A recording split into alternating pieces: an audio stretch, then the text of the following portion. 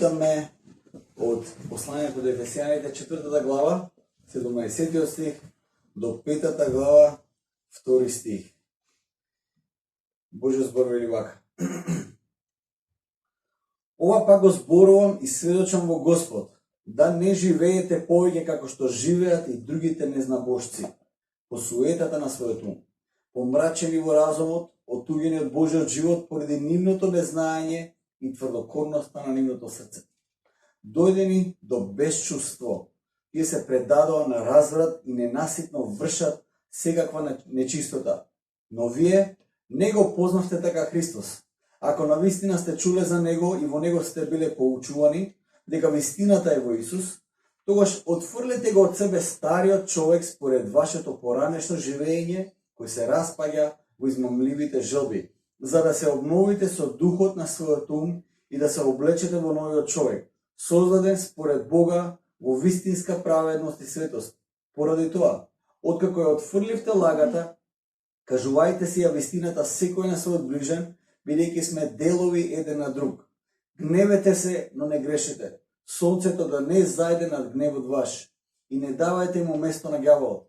Крадецот да не краде веќе, туку нека се труди и подобро е да се труди со своите собствени раце да го прави она што е добро, за да има што да му даде на оној што има потреба. Никаков гнасен збор да не излегува од устата ваша, туку само добар за надградување каде што треба, за да им даде благодат на оние што слушаат. И не оскрбувајте го Светиот Дух Божи, со кој сте запечатени за денот на откупувањето. Отстранете ја подалеку од вас секоја горченост, јарост, гнев, викање и хулење, заедно со секоја друга злоба. Бидете еден спрема друг добри и милосрдни, проштевајќи си еден на друг како што и Бог ви прости во Христос. И така, угледајте се на Бога како чеда возлюбени и живеете во љубов како што и Христос ве возлюби и за нас се предаде себе си како принос и жртва на Бога за пријатен мирис. Амин. Повелете, седнете. Како што знаете, сега поминуваме низ посланието до Ефесијаните. Дојдовме, веќе ја преминавме по половината од посланието и доаѓаме кон делот каде што апостол Павле веќе го завршува својот теолошки дискурс. Читав една статистика за колку човекот дневно пешачи во просек. Денеска модерниот човек во просек дневно пешачи 2 до 3 километри. Верувам дека во таквиот добар просек, не е добар, но да кажем во таквиот добар просек, помогаат сите вие кои трчате, од таму натаму, спортувате и сето тоа е земено во тој просек. Сите други активности што ги имаат, сепак просекот од прилика 2 до 3 километри. Во предмодерниот човекот пешачел многу повеќе.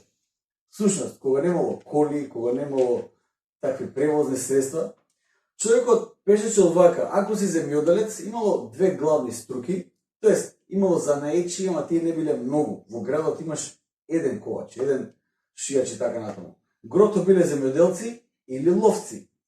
Ако си земјоделец, во просек човекот би пешачел околу 11 километри. 11 километри денес кај јас да изодам, ја ке сум шланг, вака. Кога ќе гледам микрофонот дали ме вклучен, нема вака да на мене. Како и да е.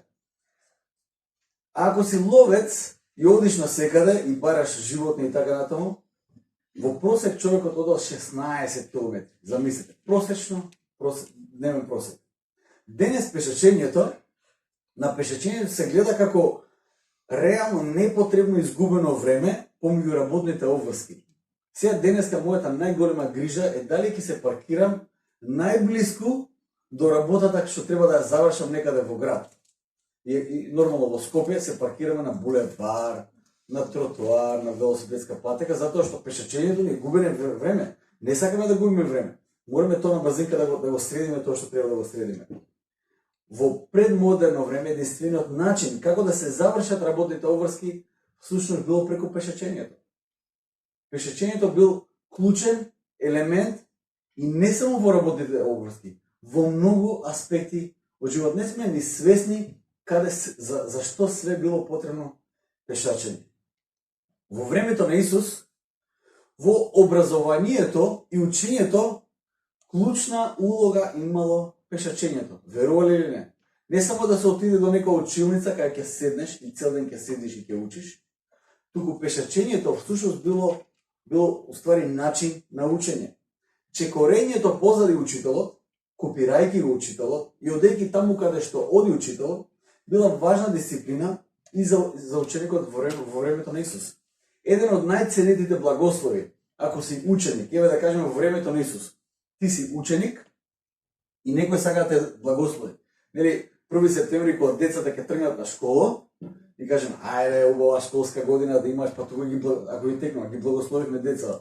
Ние се радуваме за нив, они плачат, беше вака, помешани емоции, 1 септември е таков ден, ние се молиме за нив, им посакуваме благослови, Господ да ги чува, да ги води, да им даде мудрост и така натаму. Благословот во први век, кој најдобриот благослов кој можеш да го добиеш во први век, звучал вака: правта на твојот учител нека падне врз тебе. Прашината на твојот учител, твојот рабин, нека падне врз тебе. Тој благослов има двојно значење. Од една страна, тој благослов ја представува реалноста таква каква што е. А тоа е дека одејќи по патот на образованието, ти всушност одиш, чекориш. Буквално одиш чекор по чекор по својот учител, каде тој и да оди, одиш и ти. Како што одел учителот, после него се подига прашина, пошто немало многу асфалтирани улици тогаш, нели? Ич немало. Правта која паѓа врз тебе е всушност правта која учителот ја подига и паѓа врз тебе. Се додека правта од учителот паѓа врз тебе, тоа значи дека ти се уште си во тоа училиште на животот. Се уште одиш позади својот учител. Не си се откажал, не те избркале, не си паднал, се уште одиш по твојот учител. Растеш во знаењето и мудроста на твојот учител. Символичкото значење на тој благослов не значи тоа како што чекориш позади својот учител, мудроста со која тој благословен нека падне врз тебе. Во голема мера, училиштата и школите на учениците во времето на Исус биле училишта во движење.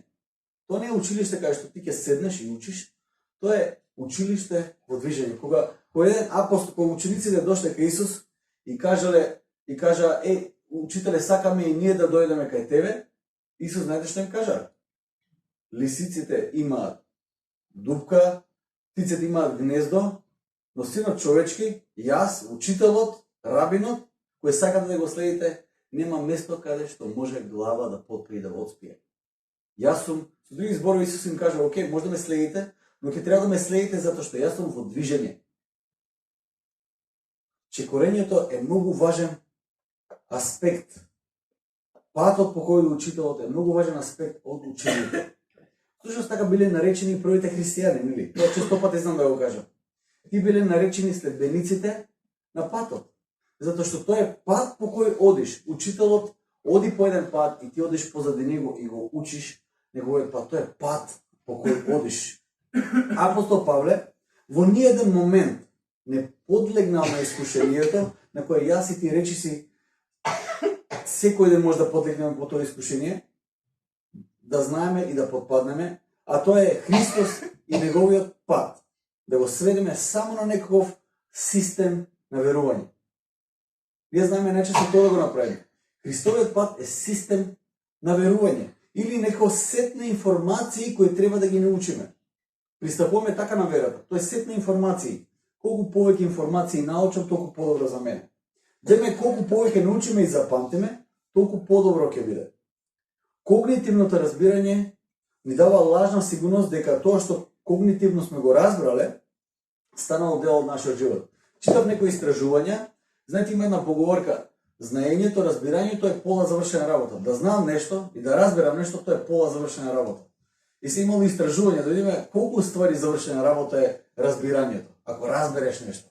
Например, има некој проблем и да видиш кој е решението за тој проблем. Ти кажеш, да знаеш кој е проблемот, да го разбереш проблемот е 50% од решението. И некој седнал и направил некоја пресметка, колку ствари посто е решението, ако го знаеш.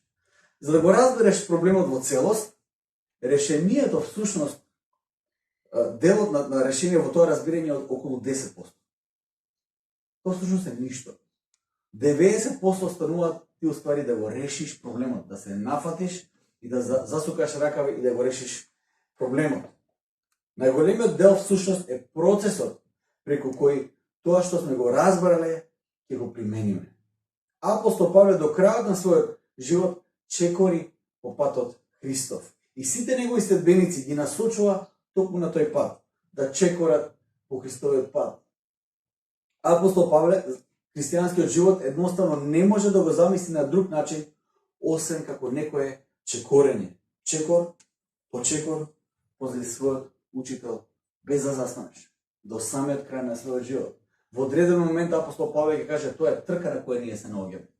И кој трча до крај, тој ќе победи. Повторно, во некакво движење насочува. Во овој дел, кој што сега го прочитав, верували или не, овој дел почнува и завршува со некакво одење, со некакво чекорење.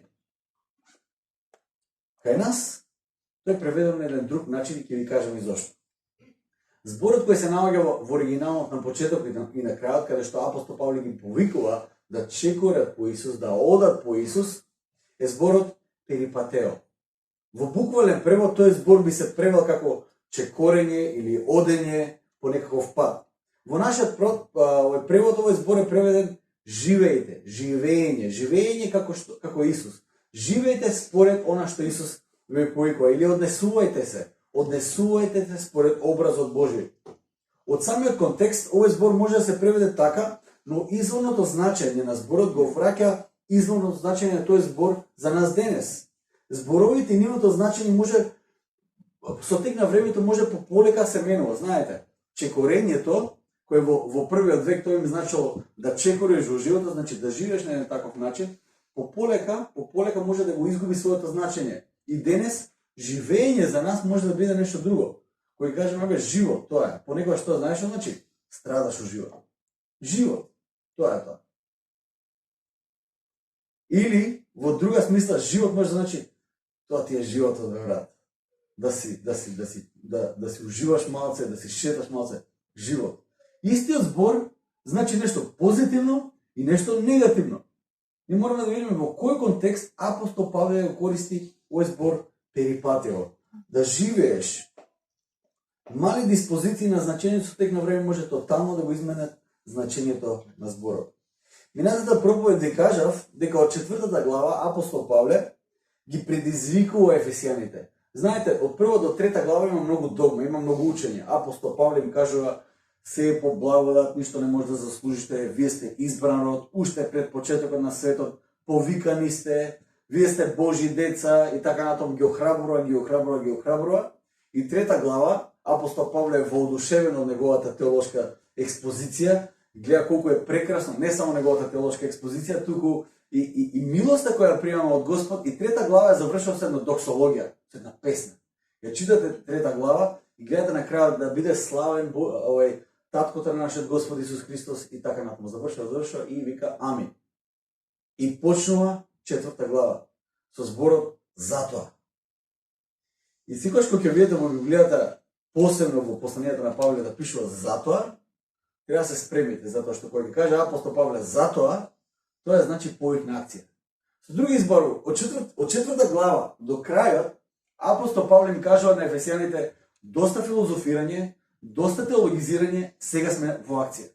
Сега ве повикам да станете и да бидете во акција. Доста веќе филозофирање, доста веќе мудрување, доста размислување, доста веќе полемизирање, сега ве повикам во акција. Дури, и ако го видите зборот кој го користи таму, да бидеме достојни за Евангелието, за горното призвание во кое сме повикани.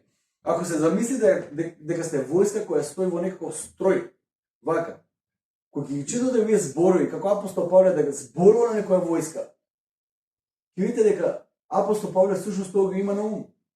Тој те повикува во акција, да не бидеш пасивен. И ова проповед која сега ја проповедам, овој дел, посебно овој дел тука, апостол Павле ги повикува христијаните за една радикална акција, радикална промена. Тоа не е само некој додаток на вашиот нормален живот, туку е радикална промена во вашиот живот. Доста правиме мојбет, ајде да се активираме веќе. Ајде да го живееме тоа што го збориме. И минатата проповед, јас мојата проповед ја завршив со една хипотеза. Што ако апостол Павле сега беше овде пред нас, стоеше пред нас, што ќе не прашаше апостол Павле? Јас верувам дека апостол Павле не е фин човек, разбирате ли? Апостол Павле е свет човек, но не е фин човек. Апостол Павле ако беше тука ќе те прашаше што правиш тука ако не си активен? Што е поентава? Зошто си овде? Зошто си тука ако не си активен? И апостол Павле ќе те предизвика. И со тоа послание тој токму тоа го прави. Еј, зошто го веруваш тоа што го веруваш? Колку само нешто да знаеш? Или тоа те менува од внатре тебе, суштински, да се активираш за Божјото царство?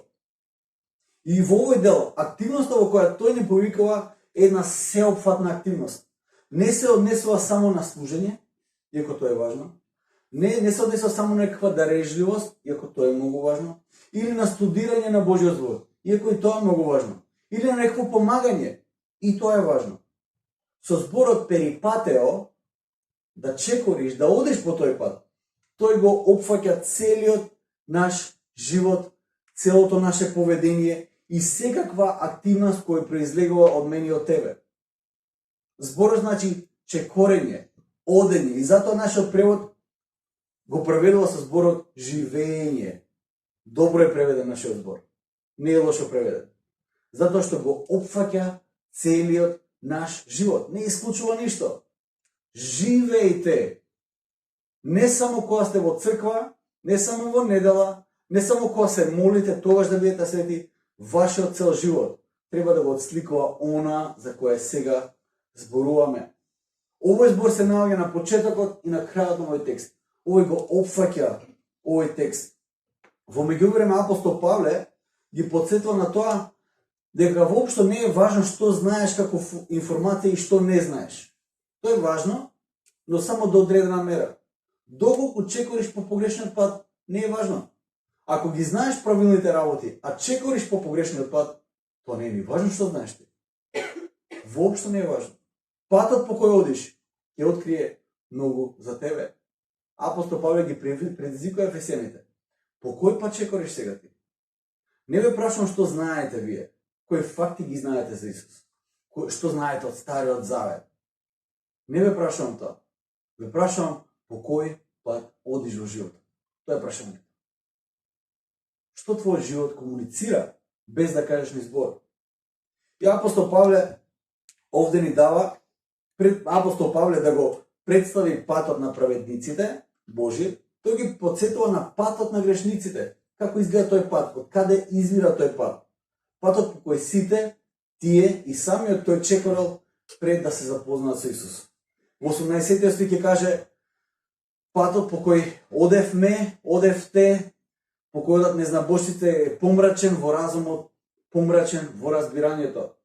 Како во темница кога се оди по непознат пат, на сличен начин е помрачениот разум. Се обидуваш да го разбереш светот во темница. И се фаќаш за секоја една работа и си кажеш, окей, тоа е тоа, погодуваш. И си кажеш, белки овој пат ќе ми тргне надолу. Се надевам. Се надевам дека сега ова е мојот спас, ќе ми тргне надолу. Тоа е помрачениот разум. Не си сигурен што правиш, немаш некоја надеж дека во тоа што сега се во овој момент си го разбрал дека тоа е тоа. Втора работа апостол Павле кажува дека тие кои одат по погрешниот пат се оттугени од Божиот живот.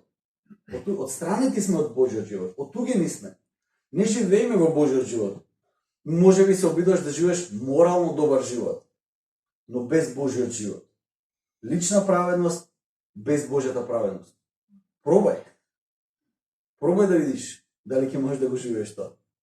Еве те предизвикам, пробај. Апостол Павле зборува за некакво незнаење или грчкиот збор агноија. Погрешна перцепција и заклучоци за одредени информации. Тоа е незнаење. Незнаење не е само немање информација. Незнаење е погрешен заклучок на одредена информација која ти е дадена. Погрешна перцепција. И тоа е незнаење. Не само мене никој не ми кажал. Може би тебе некој ти кажал, ама ти си донел погрешен заклучок и тоа е незнаење. И на крај апостол Павле вели тврдокорноста на срцето. Колку често пати се борам со таа работа, посебно кога читам Божиот збор или кога Светиот Дух ми зборува внатре, ме предизвикува и ми кажа некои работи кои не ми се баш фини. По моje мора да биде. Онака како што јас ги разбирам нештата, знаете, сте дошли до таква точка. Ама јас така сум ги разбрал нештата, мора така да биде. Со други зборови, непоучливоста. Непоучливоста е страшна работа, која не држи во некаква фаза во животот. И тогаш имаме еден поголем дел од 20 до 29 стих. Тоа што ми е важно да го разбереме сега во овој дел, во оваа недела е, Павле одбива било каква идеја за украсување на стариот живот. Ќе повторам тоа. Павле исклучува било каква можност за некако христијанско украсување на стариот живот. Не постои такво нешто. За апостол Павле или е джа, или е бу. Ти што сте од Македонија ќе знаете што зборам. Стариот живот треба во целост да го соблечеш. Апостол Павле користи една метафора. Можеш да го соблечеш стариот живот. Не можеш на стариот живот да си облечеш нов костум. Пробај да видиш што ќе се случи. Стариот живот во контекст на новиот живот е исто како да си облечен во многу извалкани и испотени алишта, онака, испотени, и наместо да ги соблечеш, врз нив облекуваш одело. Не е тоа подобро. Тоа може да биде само полошо. Затоа што таа реа која ќе излезе, тоа е веќе неподносливо. Многу брзо, преку новото одело, ќе се открие старото одело. Први мора да го соблечеме сето она што било врз нас, без разлика дали тоа се некои навики, принципи, верувања кои немаат врска со Господ и неговиот збор, и откако ќе ги соблечеме. Дури тогаш, Господ ќе ни помогне да се облечеме со новите алишта, кои тој ги има спремно за нас. И тоа не е лесна работа. Има еден аспект кој не смееме да го пропуштиме. Причината зошто апостол Павле го нагласува ова овде, бидејќи црквата која била во Ефес, едноставно ни се видело тешко да ги соблече старите алишта. Рекоше тешко. И некако во системот на верувања нашла оправдание за да ги задржи дел од старите алишта. Ама оваа машната, што и фали на... Знаеш колку убаво ми стоеше? Ки облечам новите алишта, но оваа машна беше многу убава. Или чорапите ми се поклон од не знам кого, ки ги соблечам сите алишта, но чорапите нека останат многу ми се драги, на срце не сакам да ги останам. Отприлика, да ти што имате чорапи сега, ќе надам дека. Отприлика така црквата во Ефес се однесува со некои своји пракси, со некои своји навики. Како причина за задржување на дел од старите алишта, апостол Павле ги наведува токму причините од 18 стих. Помраченост на разбирањето, оттугеност од Бог, незнаење или погрешни заклучоци, погрешна перцепција и тврдокорноста на срцето. Кога тие нешта ќе се појават кај нас, а ќе се појават од време на време, верувајте ми, стариот живот се враќа на голема врата. Се враќа и не може да го сопреш. Може би за некои работи на почетокот на верата Господ те го пресведочил.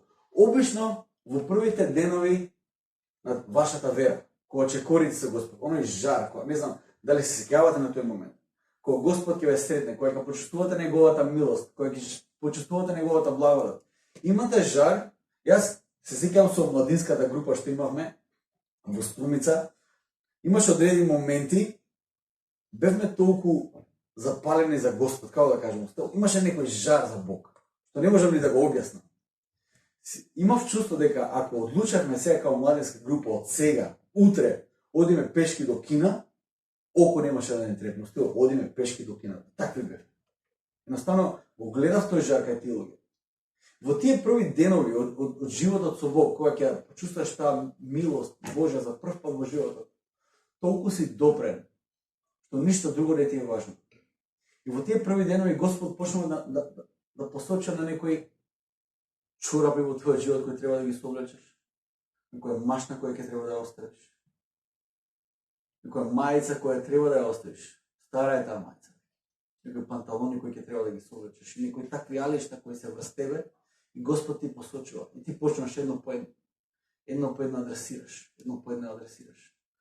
Но доаѓаат моменти каде што понекогаш е тешко. Има некој право. Дали тоа се навики, дали се тоа некои карактерни особини кои се тешки, не се сооблекуваат толку лесно. И доаѓаш до дилема. Што да правам? Со тек на време си се откажал од борбата, затоа што се заморува, христијанот се заморува во борбата. И си почнал да наоѓаш оправдување за тие работи. И некој си ги интегрира во христијанскиот живот. Или си нашол некаков систем на толеранција. Си кажеш, да, тоа не е лошата работа во мојот живот. Има не систем на толеранција. Топун тие нешта, за кои си нашол систем да ги толерираш од стариот живот.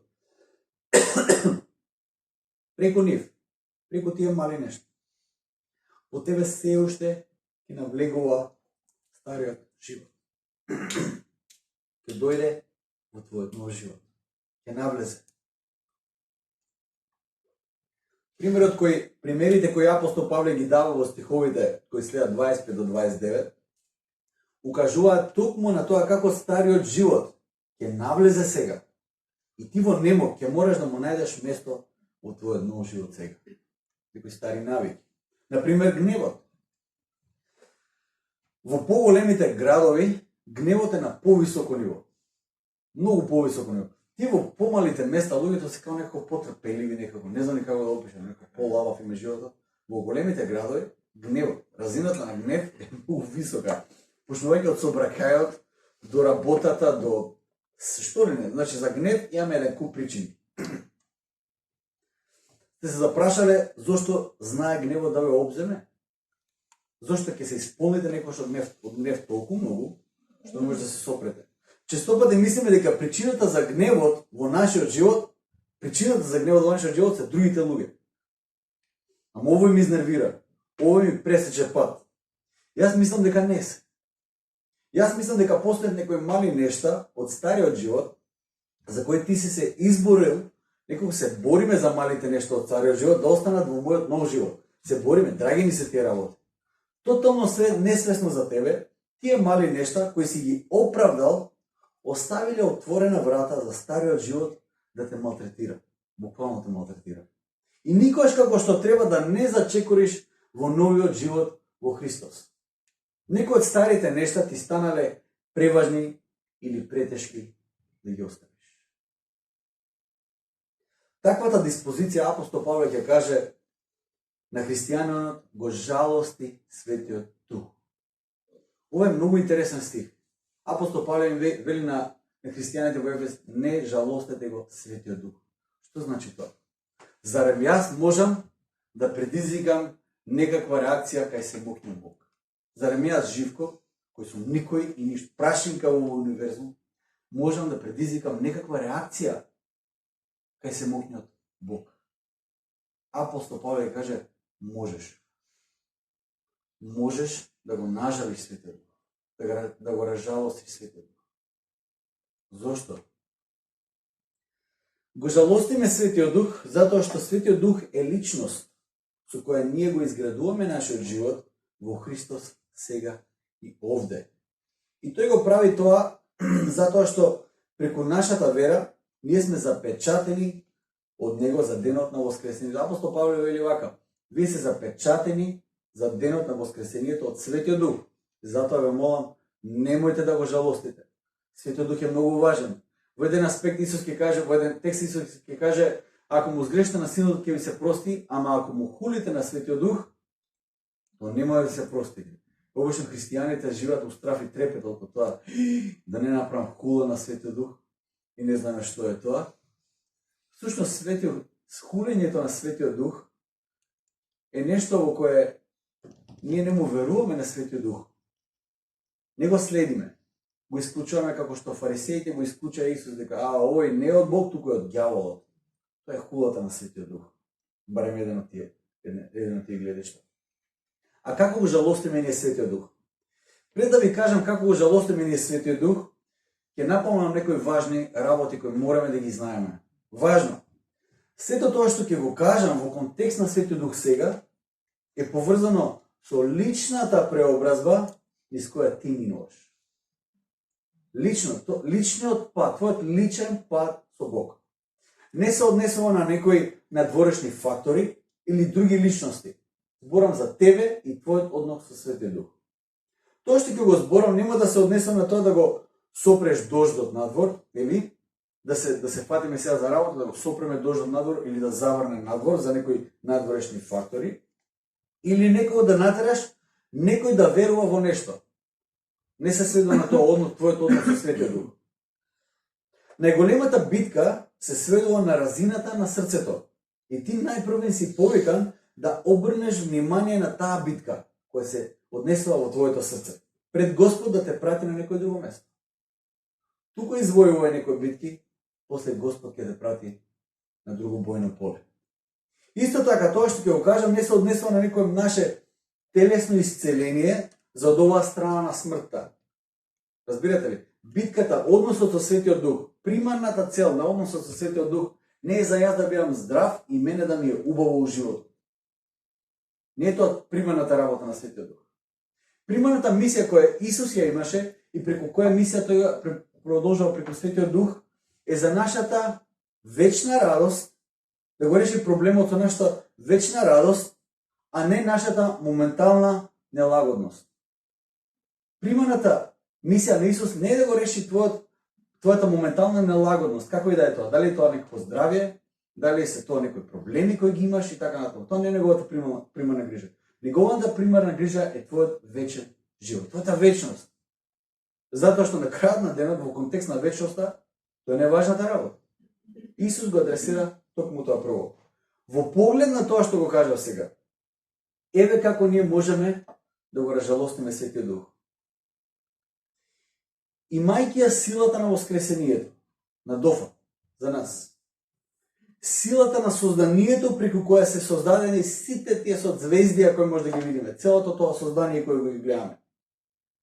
Ние ќе паднеме на колена пред некое наше искушение, пред некоја наша навика, карактерна особина, ќе паднеме на колена пред тие работи и ќе кренеме бело знамење.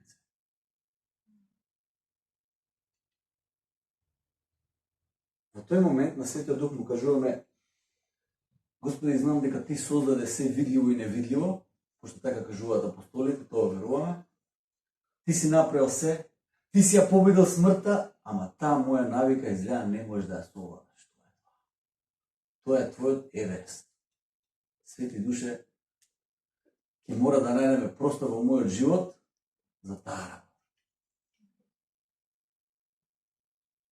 Имајќи силата на воскресението на Тофа. И креаме бело знаме на некои такви минорни работи. Немам сила за ова. Таков сум јас и од секогаш таков сум бил и тоа е тоа. Секогаш кога Светиот Дух ќе ти открие нешто конкретно, одиш, например, на генерализирање наместо кон покаяние. Тоа е разжалостување на Светиот Дух. Светиот Дух ти открива нешто и ти наместо да тргнеш кон покаяние, ти одиш кон генерализирање. Едно од ти генерализирање, знаеш кои се? Знаете кои се? Добро, сите грешиме, сите сме грешни. Што значи тоа? Све проаѓа. Па Светиот Дух сега ти го открива тој проблем во тебе во живот. Клекни на колена, покај се. И види како Господ Исус ти дава сила понатака. Господ те повикува, ти го праќа Светиот Дух.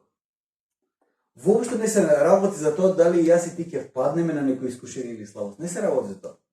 Ќе ви откривам некоја тајна која може би ја знаете. До крајот на вашиот земен живот ќе паѓате на слабости и на искушенија. Не се работи за тоа. Се работи за белото знаме. Погубниот момент е тогаш кога јас и ти ќе се обидуваме да оправдаме некоја слабост, да интегрираме некоја навика, да инфилтрираме некоја карактерна особина во животот со Бог, затоа што сме подпуштиле под притисокот. Еве за мене ќе кажам. Една од тие битки, да не мислите дека само за вас зборам.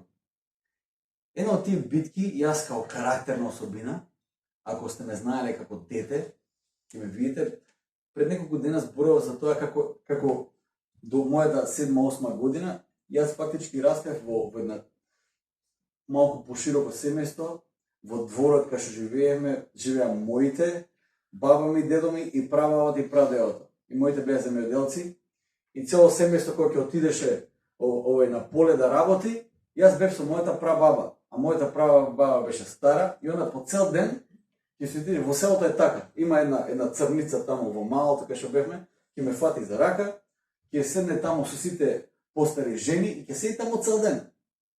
Живко беше како китка, буквално ќе ме ставија таму и јас вака вегетирав цел ден. Збор не кажав. И по тоа ме знае. Фактички јас имам многу склонност да бидам флегма, буквално. И голема борба со мајка ми, со моите беше тоа, дека јас не ме биваше за некој работа, јас бев флегма. И тоа е карактерна особина. И јас на почетокот на мојот од со Христос, дури се обидов тоа да го интегрирам некако, тоа е дел од мојот карактер. Ќе го интегрираш некако, ќе си најдеш неко оправдание, за тоа не бива барем. Лукави сме до толку. Ќе најдеш некаков начин да го интегрираш тоа во твојот живот и ќе си го оправдаш и секи ти има смисла преку тоа. И знаеш што, ќе најдеш некој библиски херој кој има истата особина, ќе кажеш, види го и овој библиски лик го има тоа, јас сум добро друштво, човече.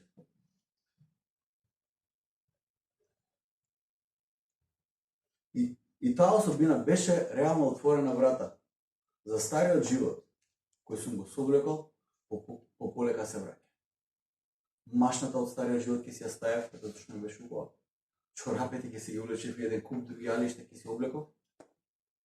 И така по полека стариот живот се враќа на голема врата кај мене. Зошто? Затоа што една работа која Светиот Дух ми ја покажал, наместо да седнам на колени да се покајам, јас сум го изгенерализирал.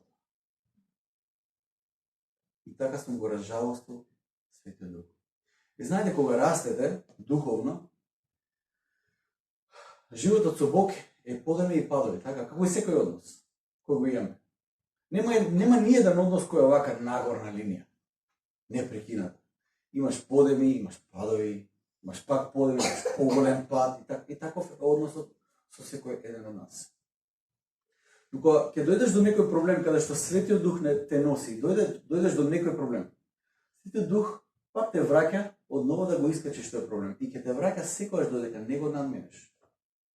Додека не го надминеш. Затоа што ако не го надминеш тој проблем, ти не можеш да продолжиш да растеш. Ставаме прашалник за моќта на Светиот Дух во нашите животи кога се однесува за преобразбата на нашите животи, да бидеме послични на Исус Христос. Тоаш го жалостиме Светиот Дух. Во завршниот дел од овој текст, апостол Павле го произнесува контрастот на стариот живот и новиот живот. И тој ветува дека ако се посветиме на работата на Светиот Дух во нашите животи, горчината, јароста, гневот, викањето, холењето, ти некои работи кои можеби се наше секојдневие, злобата, ќе преминем во тоа да бидеме добри едни кон други, милосрдни едни кон други, проштевајќи се едни на други, како што Бог ни прости во Христос. Ќе го имитираме Бог како негови возлюбени деца. И доаѓаме до крајот, ќе погледнеме светот и светот ќе ти каже, добро, постојат многу патишта во живот. Ти одиш по еден пат, јас по друг, некој по трет пат. И можеби тоа е така. Но во контекст на Христос и сликата се менува. Во контекст на квалитетот и вистината на Христовиот пат. Христовиот пат станува категорија сама по себе, а сите останати патишта остануваат во таа друга категорија, како патишта на светот. Како и во првиот псалм, каде псалмистот ни ја открива таа вечна реалност. Читате го првиот псалм. Првиот псалм е црно-бел псалм. Нема сива зоната. Има патот на грешникот и патот на праведникот. На крајот на денот постојат само два патишта во животот. Патот на праведниците и патот на грешниците. Единственото прашање кое останува на нас е: По кој пат чекориш сега? По кој пат одиш сега? По кој пат чекориш сега?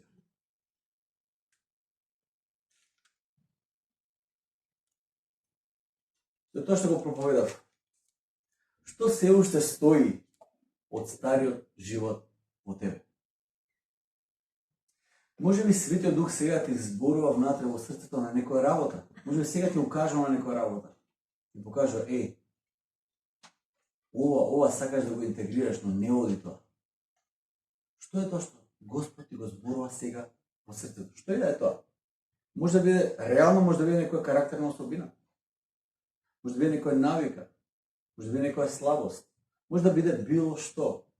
Што е тоа што Господ од време на време ќе те пецне на нешто, а твојата нервоза која некој ќе ти го спомне тоа нешто станува се поголема и поголема, пошто не е фино да го слушнеш тоа. Не е фино. Како што кажав апостол Павле, не е фин. Он е свет човек, но не е фин човек. На почетокот на твоето духовно чекорење, може би си стигнал на некоја поголема пречка. И била тешка таа пречка да се премине. Но со тек на време, таа пречка може да стане и планина, која толерираш во твојот живот. И се обидуваш да вметеш некако во Божиот нов живот. Но истата таа планина останува како пречка на патот за новиот живот. Една од најконтроверзните изјави на Исус е: јас сум патот, вистината и животот. Со други зборови, јас сум единствениот пат до живот во изобилство, единствениот пат до живот во Бог. И тој не повикува да се бориме, да чекориме по тој пат, да трчаме по тој пат. Апостол Павле, ќе видиме на крајот на Ефесијаните, ќе не облича како војници, борци на тој пат. Не сме на некој круз, на некој брод да одиме да уживаме. Ние сме борци во оваа земја. Ние сме повикани да чекориме, да трчаме трката, да истрчаме до крај. На тоа не повикува апостол Павле. Тој има тркна работа. Апостол Павле не охрабрува. Трчаме за венецот на правдата, на наградата која доаѓа од озгора, на заедништвото со Бог по кое секој од нас копне, на животот во праведност, на животот во љубов без било каков страв. Апостол Павле ни кажува наградата за тоа што трчаме е небото. Ништо помалку. Небото. За тоа сме повикани. Да трчаме за наградата од горе. Јас се молам, навистина се молам, секој еден од нас, да Господ ни даде сила, да се соочиме со тие некои нешта кои може би ни се проблем. Навистина во духовниот растеж, да ги отстраниме од нас, да Господ ни помогне да ги отстраниме, наместо да ги интегрираме во нашиот живот и да ги толерираме, да клекнеме на колена и да ги исповедаме пред нашиот Господ. Тогаш кога сме на колена пред нашиот Господ, тогаш сме вистински победници во животот. Едно од тие работи за кои сум апсолутно убеден. За Јаков од Стариот Завет. За Јаков од Стариот Завет, кога се бореше со Божиот ангел, за да победеше Јаков, тој мораше први да изгуби. На таков принцип на живот Господ Исус сите нас не повикува. Ајде да станеме и ќе се молиме. Татко наш небесен, ти благодариме за Господе животот во кој ти не повикуваш, животот во праведност. Ти благодариме, Господе Боже мој, што не повикуваш во еден живот на изобилие. Не повикуваш, Господе Боже мој, да чекориме по твојот пат. И Господе, не оставаш сами во тоа чекорење, по тоа одење, туку ти си го пратил Светиот Дух да не придружува. Господе, не сме би свесни колку само не чуваш, во какви си ситуации не чуваш, од што се си не зачувал, Господи. Ти благодарам, Господе, за твојата неизмерна љубов кон нас, за твојата радост која не обсипува, дури тогаш кога ние немаме сила да се радуваме. Но, Господе, те молиме сега да ни даде сила да продолжиме по тој пат, да гледаме на Тебе, Господи Боже мој, да се подпреме на Тебе, Господи, и нека животот во покаяние стане живот во кој ние ќе живееме секојдневно, Господи. Не еднаш во животот, не од време на време, туку секој ден, затоа што само кога сме на колена, Господи, ги извојуваме најголемите битки и победи во нашиот живот. Те оставаме, Господи, во Твоите раце, благослови не и води ни по Твојот пат на праведност. Амен.